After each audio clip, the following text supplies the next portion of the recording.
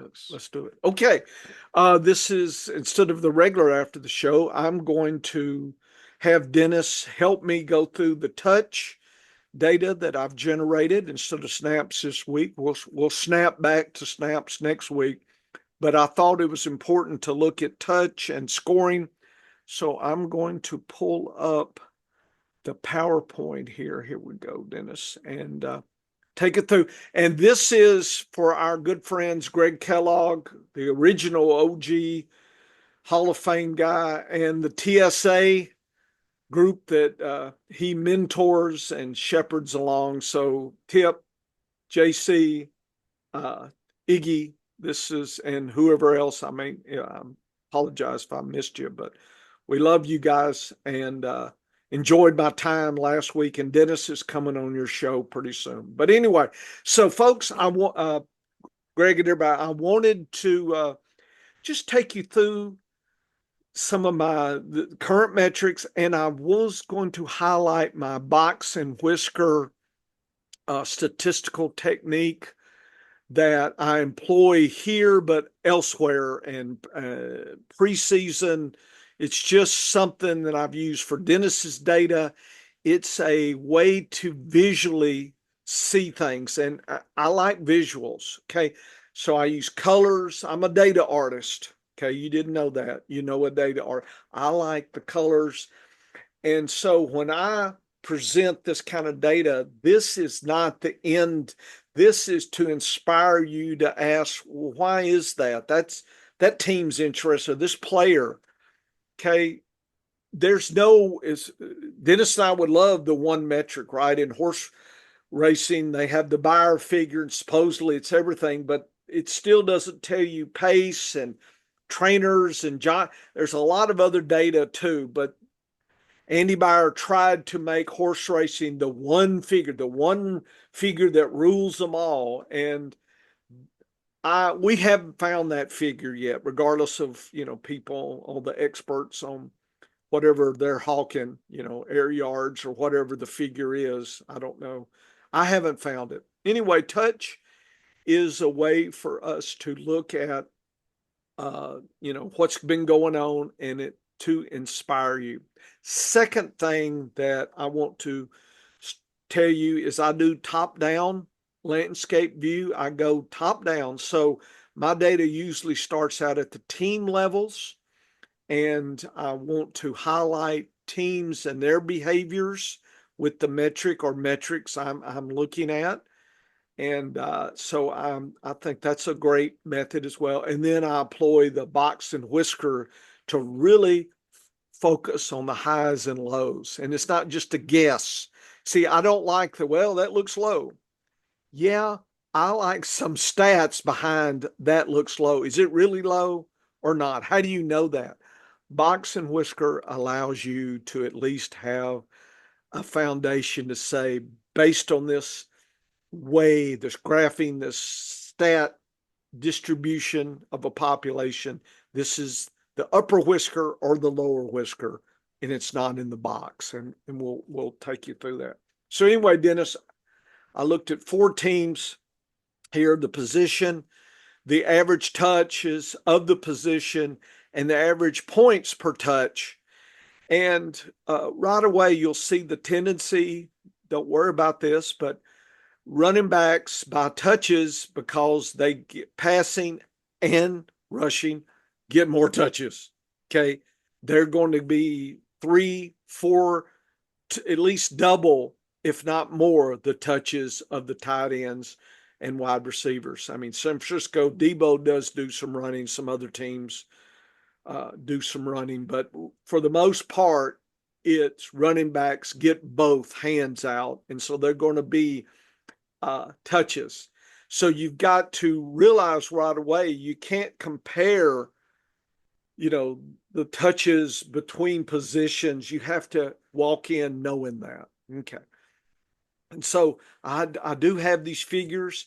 What I like to look at is just what teams are really excelling. And right away, look at Atlanta and Baltimore, 13 touches average versus Arizona versus Buffalo. Okay. So it just kind of sets a format. So if I looked at last year's data and I was in preseason, I'd be like, wow, Atlanta loves and Baltimore loves rushing. Okay. I need to weight those running backs a little more. In other words, I really want to maybe even a deeper dive into those. That's about the level I would go. Tight ends, Arizona, but look at Atlanta with Pitts. I know Pitts has been having, but they've been shoveling touches to him on the average. And look at Buffalo, Dalton Kincaid. That's sad, Dennis. They're not giving him Ouch. any. Yeah, sad. So, uh, but the good news is, 2.2 points per touch. They've been doing. Kincaid's been doing a lot with a little, Dennis. Right? That's not bad. Versus look at Atlanta, a lot of touches, but not as many as these other four teams. So Atlanta's least efficient, and we've seen that if you got Pitts.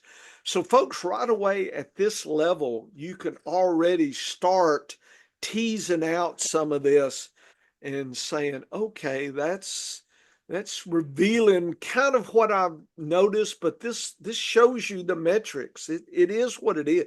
I, I can't change the data. The data is the data. So you can.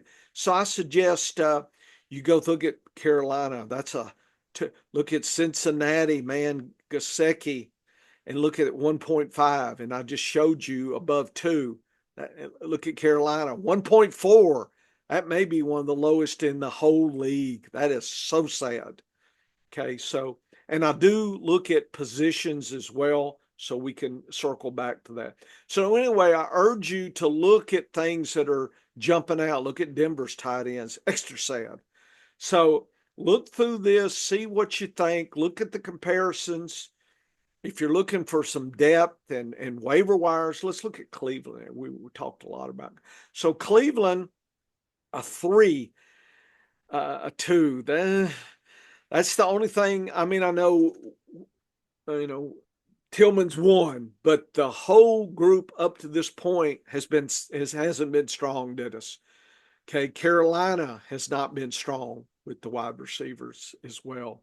But uh, anyway, look at Cincinnati, 3.2 scoring. Wow. Yeah, wow. And I bet you, let's go to Tampa Bay. I bet you with Godwin, that was unreal. His, yeah, 3.59, Dennis. There's our Godwin shares right there. So, Wow. folks, you can see right away that it's going to hurt losing Godwin. I can't make it not hurt. Okay, he's the Tampa Bay. I don't care who they get to fill in, unless they get Cup or somebody. It's you're not Evans is not going to take the whole group up to the. It just not going. It's going to fall, and that's sad. So you can look at that. So if there's a major injury, you can kind of go to this data and say, well, for instance, with tight ends, if Chiggy gets hurt, too, yeah, it's not like, yeah, that's. In other words, it doesn't look a catastrophe, Dennis. Godwin is a catastrophe. Okay. Next thing, and then this will go to the box and whisker, Dennis. And Dennis has seen this before. So, folks, I took the running backs and I sorted average touches high to low. So now you know right away for running backs, as far as who's getting the touches across the league, Detroit number 1. Is it surprising with Montgomery and Gibbs? Denver last. Okay, Javante, everybody's hoping he'll wake up. I'm I'm more worried that was a fluke when I see this kind of data versus old Montgomery had a bad week. Yeah, I'm not that worried because, boy, they've been rocking and rolling. Look at King Henry right there as well, Dennis. And look at the scoring, 1.1. Look at that. Look at the scoring, folks. And Wow. so Look at the teams in green. They're the high score, the teams in yellow, low score. So there's the sadness of running backs. I'm not talking individual, but right away it sets the landscape for you to think about. In other words, I would rather have the Detroit third person up, which is Dennis has already hyped me to that guy, Vivek, or what's his Baki. name? Yeah, Baki. Yep. Dennis, this data would suggest, if you got room and you've got a Gibbs or a Montgomery share, you might want to get him versus, you've got the Chargers or something. In other words, if that's my choice, I'm going to Detroit. You see, so this could break some, stockpiling your handcuffs. Not every handcuff is the value that you think it might be. It could be sad in some value versus say Detroit or under Henry, or I know Justice Hill, but there'll be somebody else under. Is it a Ali?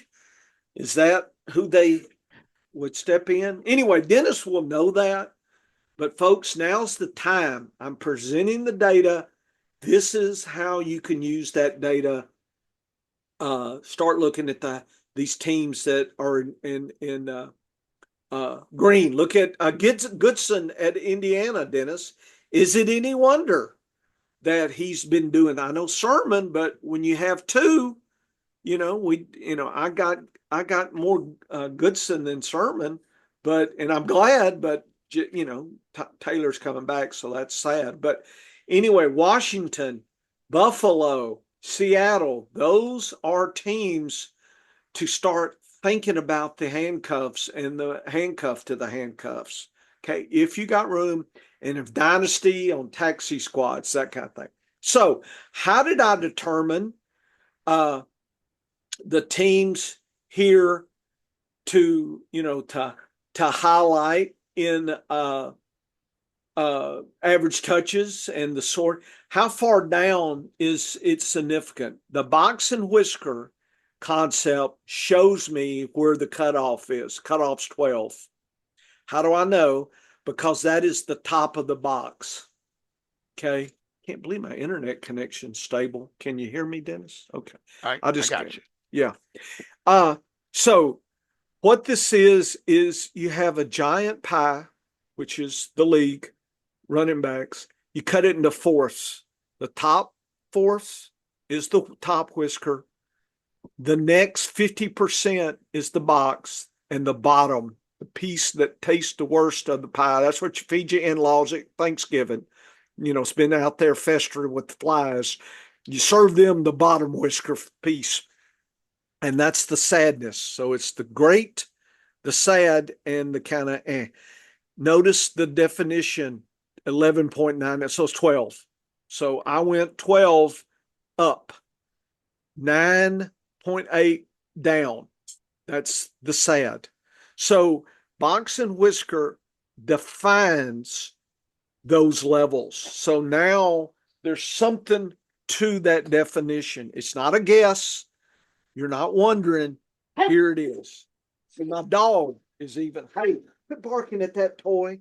He gets all stirred up with a toy. Anyway, Dennis, that's the box and whiskers here. Tight end, same thing. And notice I kept it on the same scale. Well, yeah, I'm going to beat me a dog, Dennis. I'm going to be serving dog turkey to the in-laws if my dog doesn't shut up. Okay. But here's the definition, 3.36. Notice 3.4, green. And below 2.23, 2.231, there it is, red. And then I highlighted the ones that were high in points here so you can see the good and the bad. Would you please quit? And then the wide receivers as well. You can look and notice the scale, Dennis. See, there's the running backs way up there. There's the tight ends and the wide receivers a little higher than tight ends on touches. So on average, tells me that I would predict it's 10 is the average versus 2, almost 3. So 3 times, and 3 times it's a little bit higher. So anyway, I'll stop there and let you comment on the box and whisker, and we'll move on with some other data. Yeah, I'd like to see how tight the data is for each position, because that lets you know where the majority of these teams fall. And I like to exploit the top whiskers in all of these analysis. I'd like to go ahead and have the best of the best.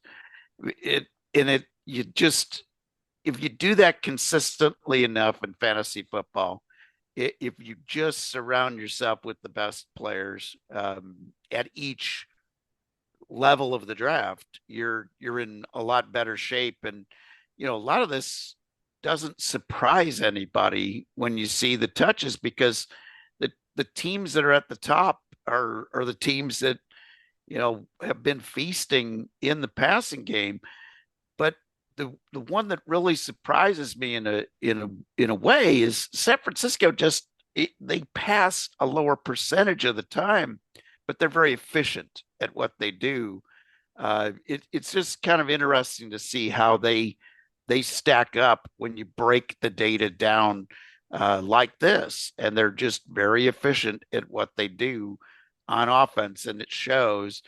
The extreme to the other side, it shows the teams that are struggling, the teams that you really don't care if you're involved with those offenses at that particular position. I'm staying away from Tennessee. I'm staying away from New England wide receivers, even with the changes in Tennessee with DeAndre Hopkins leaving. The guess would, or the thing, the question would be, who's next up? And I don't care. That's how bad that offense has been, and you see it reflected in this data. Okay, I had my microphone off. Okay, so anyway, we'll move on, but I just wanted to show y'all that. I also did touch by points. And again, I defined in green based on this box and whisker for running backs. And what you're seeing, if you sort by points, let's see, how did I do this? But anyway, I think, oh, here it is. So how I did this is I divided the touches by touch by the scoring. I'm gonna kill me a dog. Hold up.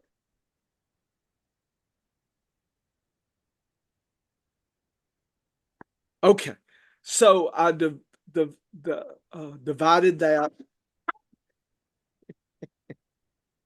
Hey, will you be good? I'm gonna put you in a box and cut your whiskers. Uh, and so I found the ones that were highest with this ratio here. Buffalo's number one with touches versus the scoring of the touches. Look at that, 1.65, and the ratio is 0.19. So it's number one, and they're in green. And here's some other high ones: Dallas, Denver, San Francisco with running backs. Can you imagine CMC back? There's Connor, love Connor. Brian Robinson, love Washington. And boy, I hate Kamara right there. That is so sad for the Saints. So you can see the highs and lows. Use the box and whiskers to define the greens and the yellows here, the ones that are sad. Continuing on with this as well. I did not change the y-axis there, but I probably should to put it on the same scale. But I like when it's to the point there. And but anyway, I know what those are. Look at Godwin. Look at that. That is so great there. So they're one of the top. Minnesota, Arizona's been doing better with Harrison. I know last week bad, but Indianapolis, Buffalo, Pittsburgh, believe it or not, even though they don't do a lot of the touches, they score relative to the touches they're producing. So just Interesting. remember, use common sense. This doesn't mean run out and get Tennessee. All it means is they don't give their wide receivers a lot of touches, but the ones they do, they've been pretty efficient with. So imagine they had capacity to do a lot more. So there's some depth to this story here as well. But this is a beginning, Dennis. This is never the end. So that's, I think we've kind of done that. And then the next thing, folks, is I look team by team, and you're saying, what is this green is? Okay.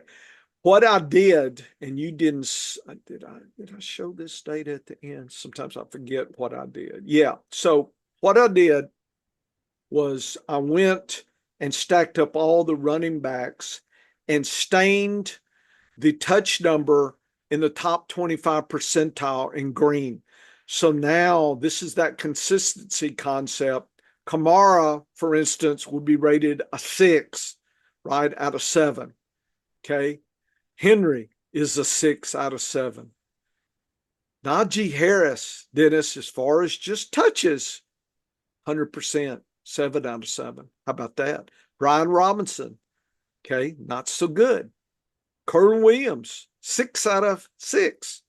So you can start getting consistency. I know there's more to that than, because you got to score points. But anyway, this will kind of tell you, look at Cook, 22, 22, and then So he's more spiky than I remember him being spiky when I look at this data, Dennis. That surprised me.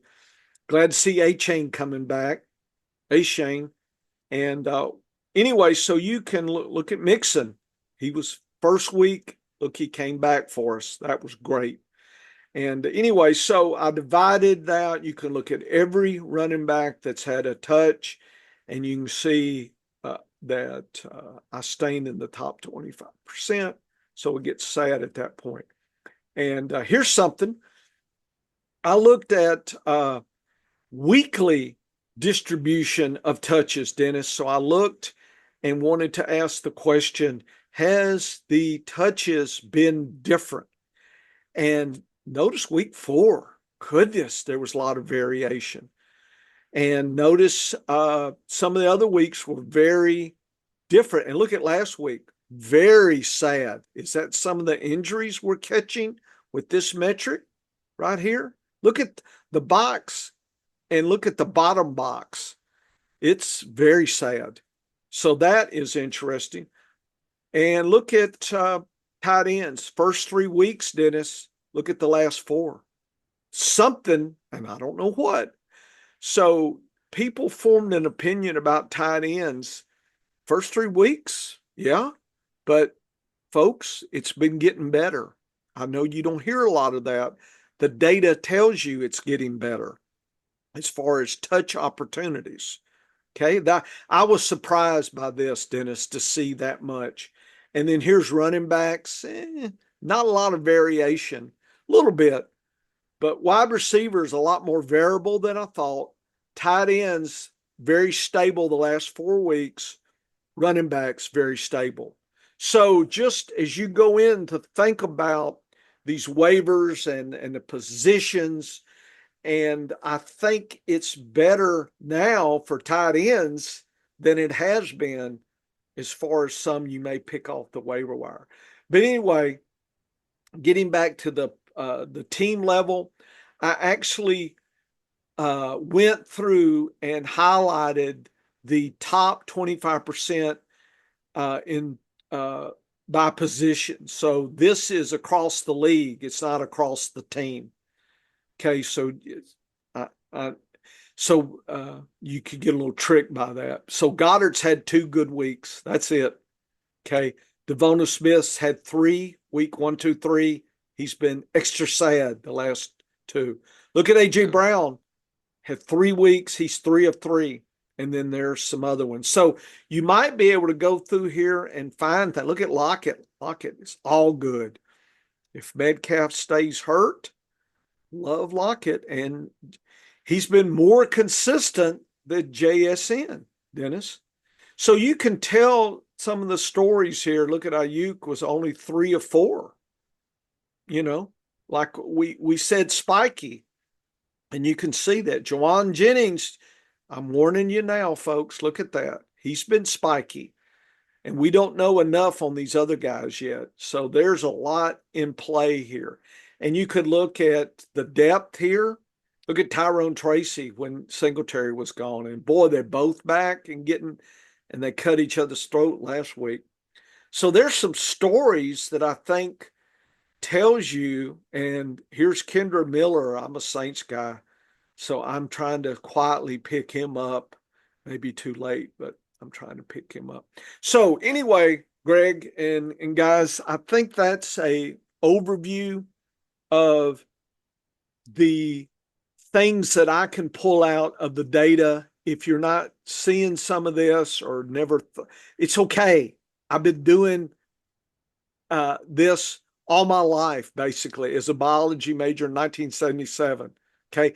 Dennis, meteorology guy, he's been doing pattern and data all his life. So you are meeting two people that have been doing data analysis basically all their life. And, back when we were teenage hoodlums, we would use the police data to cause a ruckus and slip out of there and have somebody else framed for it. That's how good we were as little hoodlums. So we use data skills accordingly. Now we're on the right side of the law, Dennis, and we're working in fantasy and whatnot.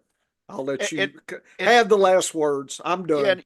and here's the thing, folks. So I was exposed to the box and whisker concept back in statistical classes, but I hadn't used it in probably 35 years Yeah. until I teamed up with the professor and he started showing how this can be used in fantasy football. So if you're looking at it, you're saying, oh, I've never heard of that. There's a reason Yeah. because there aren't many scientists involved in fantasy football right now. But the professor and I are showing you why the scientific method works because it's just a smarter way to use the statistics in a way that they can help you tell a story. And any data set that you have can be put through the box and Yes. whiskers treatment and will give you more knowledge of how that statistic is working. When you see people touting a particular statistic, I always ask, what is the box and whiskers shown? And they're like, oh, I don't even know what you're talking about. Yeah. So the professor does, and that's what And so makes with the PCA, principal component analysis, looking at a group of variables, then the box and whisker kind of more in season and looking at big groups and landscapes, it frames things for me. And that's why when I teamed up with Dennis and he mentioned consistency, I realized that some of these data things and stats were a way to test in other words, it wasn't like consistency. That's crazy. Nobody, it's like, yes. And now we can apply this to the consistency concept and invent my own models and Dennis, we've inspired, and we have lots of data ideas and, we share and we have Dennis is supposedly keeping track of some of this. I don't know if we'll ever get to use all of it. So we need interns. So if you're hearing this and you want to intern, we got studies off season. I got more studies than I have time to do, and I know Dennis does too. But anyway, that was an enlightening to me, and that's why it wasn't hard to pull me to the concept of consistency. And I'm trying to get Dennis to tell us a little more of his pattern recognition and things he learned in weather, and because I mean, life and death, Dennis. When you're judging should a plane fly or not, I mean, that's damn serious. And you were able to survive that pressure, you and your colleagues and your offices. That That's not playland. Okay, it's not fantasy football. I'm gonna whang whang and go home. I'm tired after 7 weeks. Okay, this is life and death, folks. And I tell my students, you're going to be a doctor, and and I'm challenging you with too much work. Come on, man. I'm not going to send my kids to work on if you're too tired. So they'll come in, Dr. Bush, a lot of stuff. Yeah, because look where you're going. You'll have the power of life and death. And they look at me. So anyway, you Dennis, I can go on here. I love your icon, by the way. That's how I feel some days after coffee. Anyway, that was the idea of this the touch. So I'll have all this out, folks, for y'all to look at. It is a place to start. So that's the whole point. And it will be in conjunction with other things to set a proper a middle landscape. I don't like to notice we didn't really talk a lot about players. I mean, there are players there, we talked, but I like to go top down first and think about the environment. I have not drafted a tight end from Carolina ever in fantasy football since what?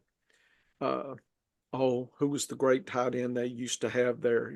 I mean, that's how long it's been. Because for whatever reason, multiple coaches, that Carolina just this year I'm seeing a little bit uptick in the tight end, but that's I don't draft some player just because the team that they're on, they just don't value that position as much. I like the hot positions. Tampa Bay, we love Godwin for lots of reasons, and Mayfield just throws it around. Yeah, it's been since Greg Olson, That's it. who's now an announcer. I will Uh, never draft another one until they get another Greg Olson. there you go. Anyway, that was it, folks. Thanks, Dennis. Gets me inspired, makes me want to do data, but I got other stuff to do, family obligations and dog obligations. So we will talk later. Thanks for listening, and I'm going to shut this puppy down.